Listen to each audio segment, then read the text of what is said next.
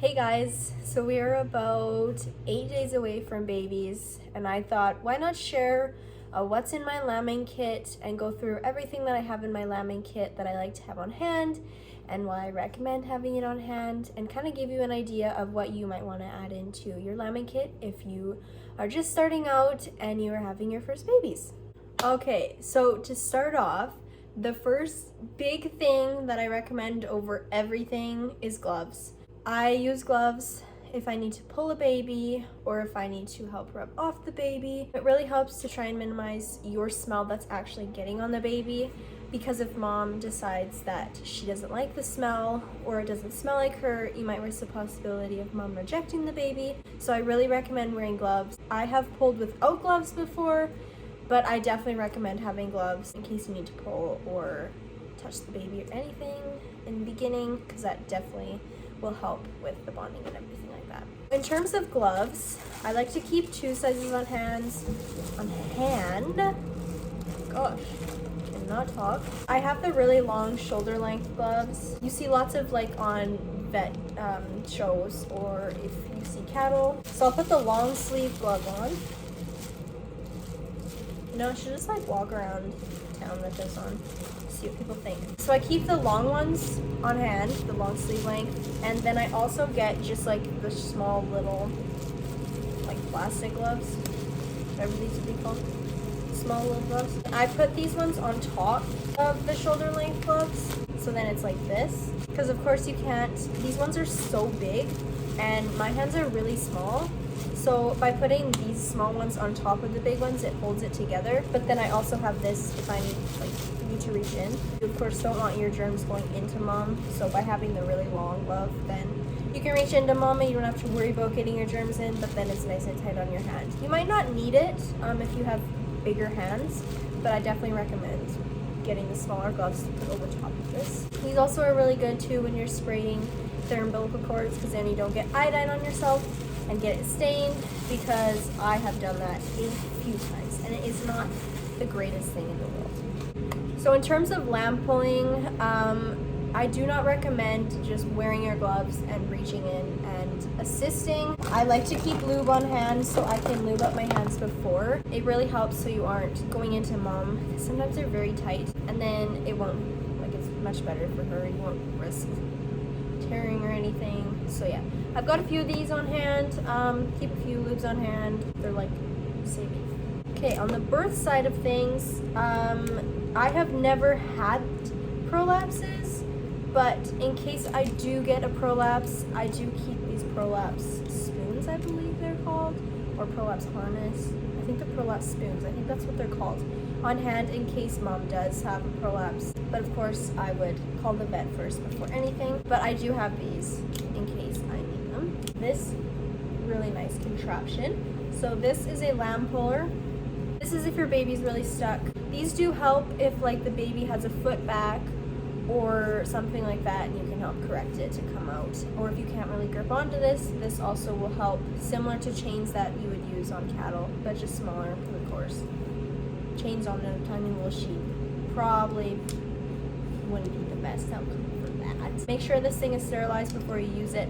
I have not sterilized it yet, but that is next on my list to sterilize it. I've never had to use this, but I do like to keep it on hand just in case.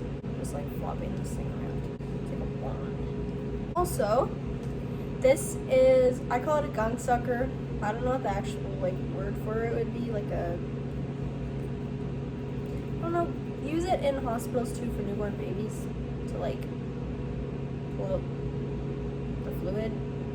I don't know what it is called, but I hope you guys understand what I'm getting at. This also needs to be cleaned, but I use this almost every single time that I have babies, so I definitely recommend it. Sometimes you're able to just pull out the gunk if they need help, but this also really helps. You can just slide it in the corner of their mouth and squeeze it, and it pulls out everything, all the mucus and stuff, all that birthing fluid and everything, all the gross nastiness, help them get a good start breathing. So yeah, this too. A really huge thing when your babies are born is if you're out there and they are really wet or it's really cold. I also keep towels. If you just have old towels lying around, towels you don't use, kind of towel like that. That's what I use. You can dry off the baby. I keep a few in my lambing kit every time, and then I wash them, of course, after every baby is born. If you have old towels you don't use anymore, definitely pop them into your lambing kit, and then you can wipe off babies if they need to be wiped off after birth. Okay, so now we move into the kind of after birth side of things and all the fun things that come with it after. When my babies are born, what we do is they get their tails docked, we weigh them, and then as well as they get a shot of selenium. A little weigh scale. It's just a sling like this. It goes around like this is the front. You put their front legs up here and their back legs go back here, and then you just hold it like this. Got these two little pieces on it where you can just pop the weigh scale into there, and then you can weigh them like that. I like to get birth weights. Gives a good idea of how mom did during pregnancy, raising or growing those babies, as well as you can kind of see as they grow on how much their like rate of gain is and how much they grow and everything like that. This thing has been locked since last lambing, and I literally cannot get it off. I just weigh my lambs like this. So yeah, whatever I did, try not to get it stuck like this, I guess, because it's stuck. It's really stuck. We have never changed the batteries once in this thing, and we've had it for, this will be 4 years this year, so really good. This is from Premier One. I believe the sling is also from Premier One. Onto the selenium side of things. We just get the selenium right from the vet. We give this to the babies. They get like a, I think they get 0.25 mils of this. This prevents white muscle disease. Just a tiny little shot 24 hours after they're born. Sometimes you are left with a mom who doesn't accept her babies. I've only had it once, which I'm super thankful for. But sometimes mom just does not accept the baby, and then you have to resort to bottle feeding. I have 2 of these bottles on hand, and I've got too many nipples to count. I totally just stopped my video and had to double check. All of this stuff is in fact from Canadian Wool Growers. I just had to make sure. I was like, I'm pretty sure it's Canadian Wool Growers, but I was like, I don't want to give you guys false information. But that's where I get most of my lambing stuff, so this is from Canadian Wool Growers. They have really nice bottles. I think they have another different kind of bottle than this one, but this one's really nice too. It's got all, like, it got ounces and mils, so you can see the measurement of how much you were giving your baby. To go with feeding, sometimes your babies might be born too small and they physically can't drink off mom. This is from Canadian Wool Growers as well. This is a tube for feeding the babies. I've never had to tube a lamb. I really hope I don't have to tube a lamb, because that's going to be something new that I'm going to have to learn. I do have it on hand just in case I need to. It's also got in ounces and mils, so you can get the proper amount.